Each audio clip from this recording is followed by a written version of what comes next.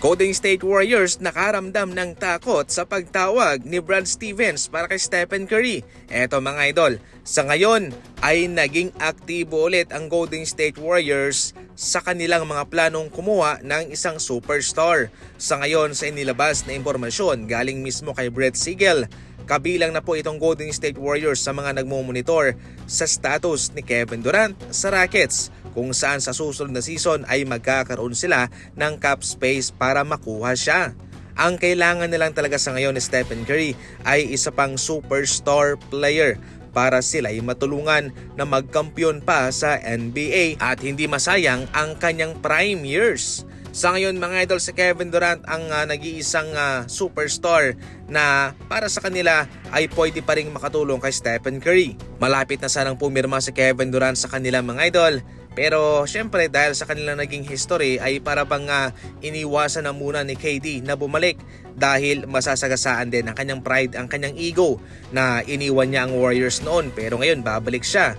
Pero hopefully mga idol, baka sa susunod na season ay magbago ang kanyang isipan at babalik na siya sa Golden State Warriors. Medyo natakot ang Golden State mga idol dahil sa August 29 ay gagawa na po ng desisyon sa Stephen Curry kung siya ba'y pipirma ng extension o magiging free agent siya sa susunod na season. Kaya ang mga balitang ito ay siguradong tutulong din kay Stephen Curry para malaman niya kung ano talaga ang totoong plano ng kanyang kupunan. Kung mayroon silang plano, eventually baka siya'y manatili.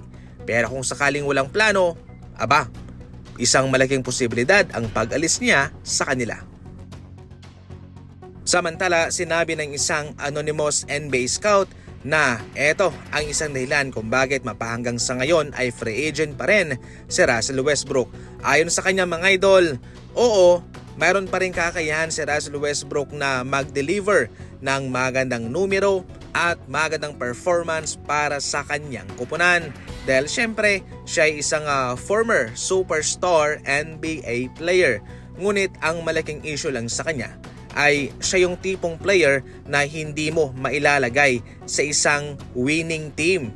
Kung mayroon kang planong mag-build ng isang kupunan na ang goal ninyo ay manalo, hindi mo dapat kunin itong si Russell Westbrook. Mayroong mga rason dahil yan sa kanyang pagiging makasarili minsan. Siya yung tipong player na hindi mo mako-coach. Siyempre, mapagsasabihan mo pa rin, pero gagawa pa rin po ng gagawa si Russell Westbrook ng kanyang sariling desisyon kung siya'y nasa loob ng court. Kilala siya sa pagiging high energy player.